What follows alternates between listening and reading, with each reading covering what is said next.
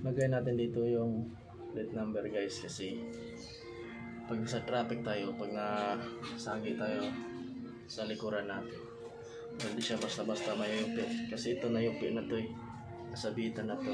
Ayan, hindi lang ko siyang bakal. Ayan, lagay natin dyan, tapos lagyan natin ng ganito plastic.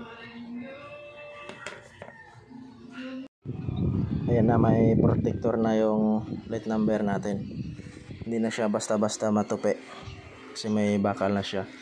Tapos may plastic din sa harap na biak yung sobrang higpit, pero okay pa naman.